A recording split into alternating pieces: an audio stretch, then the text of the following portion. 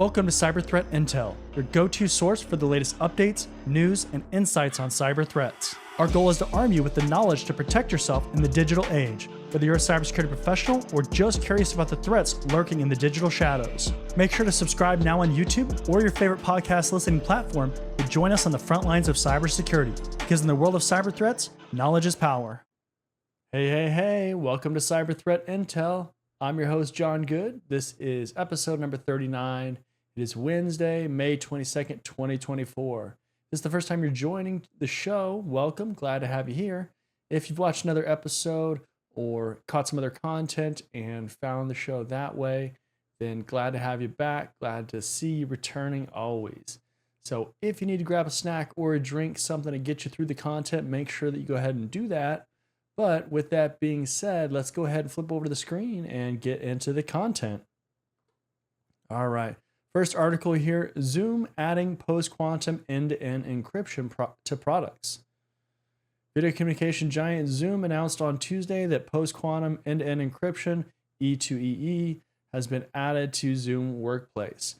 The feature, which leverages the Kyber 768 key encapsulation method, is currently available worldwide in Zoom meetings, with Zoom Phone and Zoom Rooms coming soon. Zoom claims that it's the first unified communications as a service company to offer post-quantum E2EE solution for video conferencing. There's a quote here. It says, with the launch of post-quantum E2EE, we're doubling down on security and providing leading-edge features for users to help protect their data. At Zoom, we continuously adapt as the security threat landscape evolves, with the goal of keeping our users protected. Adams added. Says we may still be years away from practical quantum computing attacks, but major companies don't want to be caught off guard, and they've already started implementing post-quantum cryptography in their products. So one of the things with quantum computing and why there is such concern is because it is just like a tremendously powerful computer. Think of if you're cracking passwords, one of the ideas is that the longer the password is, the more complex the password is, the more difficult to crack it's going to be. It's going to take a longer amount of time. With post-quantum computing, it is dramatically faster. So maybe something that would take 100 years with normal computing power, maybe it only takes a few seconds or a few minutes or maybe like an hour, a day or something like that, where it is significantly faster. And that's the idea. That's why there is such concern around this new technology that is really emerging still. It's not something that, you as an end consumer or just a regular person, you're not going to go down to your Best Buy and buy a quantum computer. That's just not going to happen. But certainly nation states and governments, things like that, are starting to kind of dive into that world. So, and they even say in here, Apple recently announced adding post-quantum encryption to iMessage.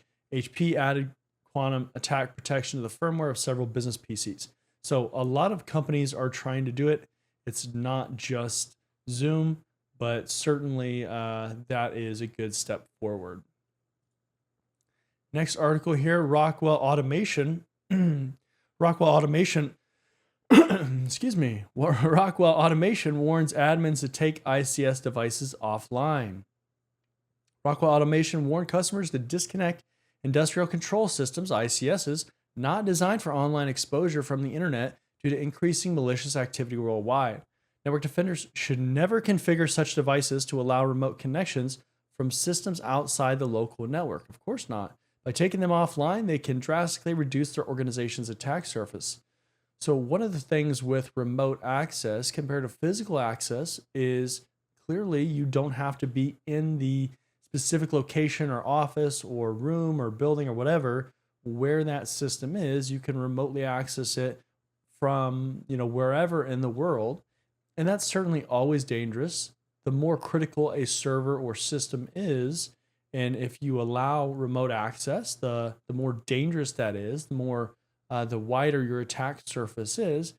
And so in general, that's definitely a concern. Certainly with industrial control systems, that's going to be a concern, because if it is a power plant, if it is a water system, something like that, where it's critical that it operates normal and somebody is able to remotely get in there, then you can cause all kinds of damage. There's a lot of concern with just critical infrastructure in general these days, and and nation states trying to go after it, trying to mess with the different systems and everything like that. So, yeah, for sure. There's a quote here. It says, due to heightened geopolitical tensions and adversarial cyber activity globally, Rockwell Automation is issuing this notice urging all customers to take immediate action to assess whether they have devices facing the public internet, and if so, urgently remove that connectivity for devices not specifically designed for public internet connectivity, Rockwell said. Excuse me. It also says CISA also issued an alert regarding Rockwell's automation, new guidance to reduce ICS device exposure to cyber attacks. In September 2022, the National Security Agency, NSA, and CISA published a joint advisory on securing operational technology, OT devices, and industrial control systems, ICS, against attacks.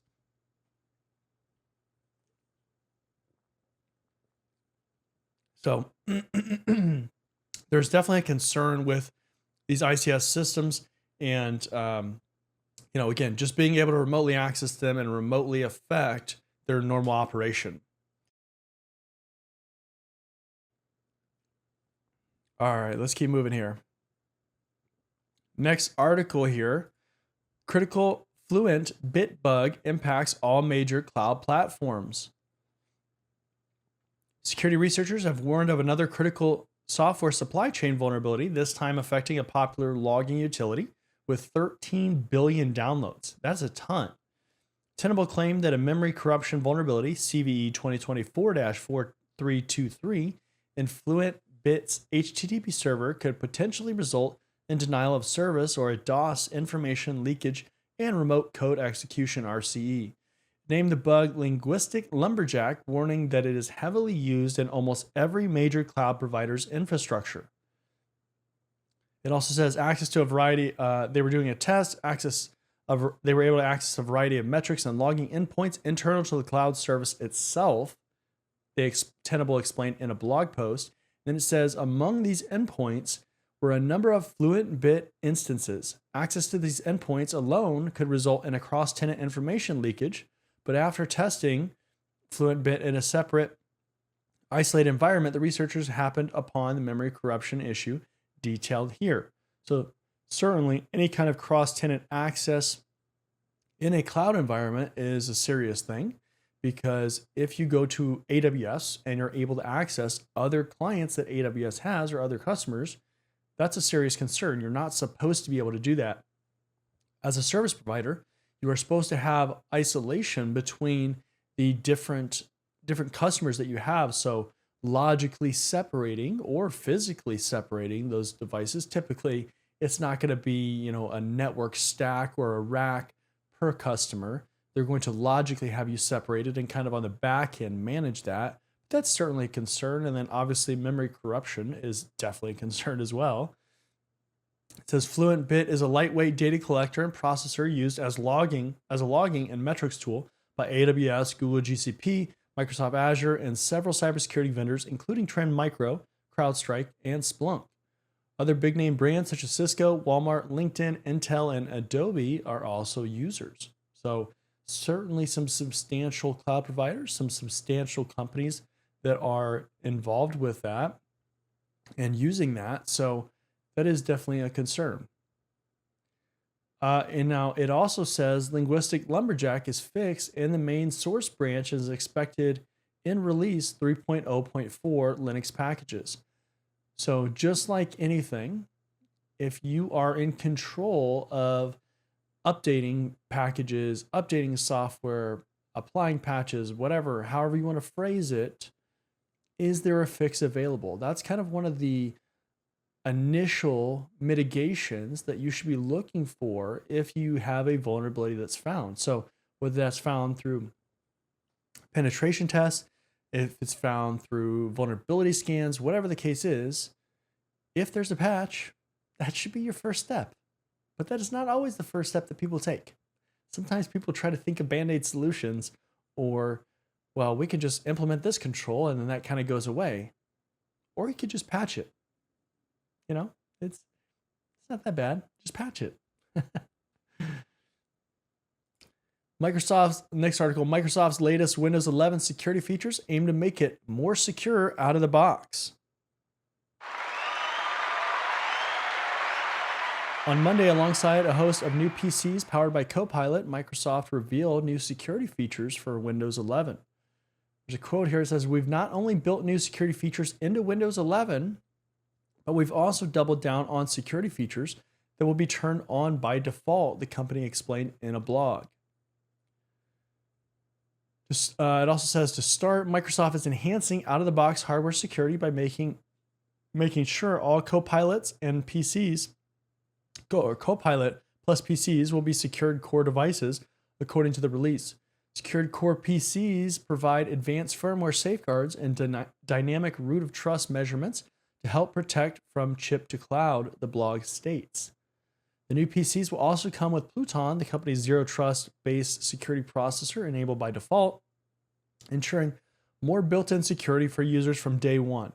Pluton protects everything from credentials and personal data to encryption keys, which Microsoft says makes it significantly harder to remove even if a cyber attacker installs malware or has physical possession of the PC. It also says, additionally, the new Copilot Plus PCs will arrive with Windows Hello Enhanced Sign-In Security ESS, which replaces typical passwords with more secure biometric sign-in options. Then it goes on to say, Microsoft will enable several new Windows 11 security features by default, instead of relying on individual customers to be responsible for their own security initiatives. Now, I think a key with this in particular, so that statement, is that if you are developing software or services or products or anything like that, you have a certain obligation, an inherent obligation to do things where you are naturally making things more secure. Now, we see companies like Apple doing this a lot with their Mac OS devices, and you should be doing that across the board, right? Not just Apple. It's good to see Windows looking into this and starting to do this because, it's one of those things where if you give users too many options, you kind of overload them. That's not helpful, especially if there are security options and they're good for the user. Then just allowing them to kind of make the decision right off the bat is probably not the best strategy. It's typically better to make it secure or more secure up front, maybe, and then give the option to users, maybe or maybe not, depends on the actual setting, the actual feature, whatever it is, how severe a vulnerability to that would be. But you certainly should start off a little bit more secure. These systems are getting so complicated that especially just regular end users, it becomes kind of a daunting task to, really decide whether a certain feature should be on or not. If you go through and you look at things like the Windows security policies, there's a lot of settings in there that you could turn on or off that could lead to your system being fairly vulnerable. And so I think that's kind of the key, helping those customers, because you are the experts and you should have a really good idea of what should be on, what should be off. And just from a business standpoint, if you start off your customers in that way where it's a little bit more secure, then there is going to be less resistance, or there tends to be less resistance in that kind of configuration because, it's enabled by default right out of the box. So definitely a good step, I think, for Microsoft. Maybe it will stop blue screens of death. Probably not, but that'd be nice, right? Next article here, exclusive. UK to propose mandatory reporting for ransomware attacks and licensing regime for all payments. Yes. Officials in Britain are set to propose a major overhaul of how the country responds to ransomware attacks by requiring all victims to report incidents to the government and then obliging those victims to seek a license before making any extortion payments. So you're going to have to get a license to make an extortion payment. That's interesting. Also being put forward is a complete ban on ransom payments for organizations involved with critical national infrastructure. The ban intends to remove the incentive for hackers to disrupt these critical services by preventing them from monetizing attacks. So we've talked about this before, right? So the idea of critical infrastructure, power plants, water plants, power grid, whatever, all of those kinds of things, sanitization or sanitation companies, so trash, all that kind of stuff. So preventing those kind of companies from paying these ransoms. It's interesting. British officials believe the mandatory reporting requirement would help illuminate the true scale of the problem, which is a known unknown for policy officials. I think that's an interesting thing to consider and to look at and to understand, is that governments specifically don't know the extent a lot of times of the ransomware attacks and situation. Why is that? Well, companies are getting breached or they're getting attacked with ransomware and nobody knows. They are just going off and paying it, or they're just rebooting the servers, reloading the servers, whatever. And so we don't really necessarily know the full extent of those attacks. It says, while the move is expected to complement the mandatory reporting requirement and potentially help some victims realize they had an alternative to making an extortion payment, there are concerns that in some cases, the application process could delay recovery and potentially increase the harm and disruption caused by a ransomware attack. So I think that is absolutely accurate. That could definitely delay any kind of recovery process, especially if you put into place that if you report a ransomware attack, that there has to be some kind of analysis or something of your systems, of your network, before you're actually granted that ability to pay if you were going to pay. So ransomware attacks cause all kinds of issues. They are nasty little malware attacks, and they're not a fun thing to deal with. So I think this is an interesting move. We've also seen other countries like Australia, they put a ban in place on ransomware payments. So if you live in Australia, you cannot make a payment, just like in the UK, except the UK is making it so you can get a license to go ahead and make that payment. You just need their approval. So it'll be interesting to see how that plays out. And again, how all these ransomware attacks play out in general, because it seems like there's a lot of different strategies that are being put into place, and everybody's just trying to kind of figure it out on how to respond and how to handle these. Because ultimately, remember, I've talked about it on the show before, but if you pay ransomware groups, that is how they continue their process. They're able to buy new infrastructure. They're able to pay new developers, all of those things, buy new exploits. And so it's just this cycle where if you could just completely stop the payments, then they're eventually just kind of, going to go away because they can't make it mass scale. But it'll be interesting to see how this kind of continues to play out. So with that being said, that's the last article for today's episode. Again, this is Cyber Threat Intel.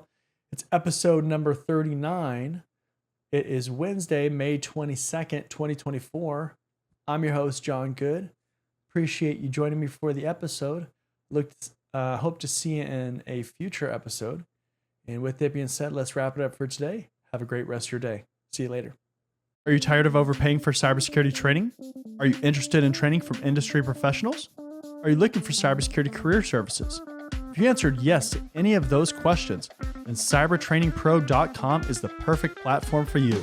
At Cyber Training Pro, we're a one-stop shop for all your cybersecurity needs. We can train you for industry certifications or just improve your overall knowledge and skills in a certain area. Unlike other platforms, we don't stop there. We can also coach you throughout your career, practice your interview skills, or create a high-performing resume with our career services. CybertrainingPro.com isn't just another training platform. Students get exclusive access to our private community where we go beyond training courses to provide additional content, tips and tricks, and engagement with both other students and staff. Look, by the year 2025, there could be as many as 3.5 million job openings in cybersecurity. With so much opportunity, why not maximize your career potential with a platform that cares about your success? Come join us at cybertrainingpro.com and start building your future today.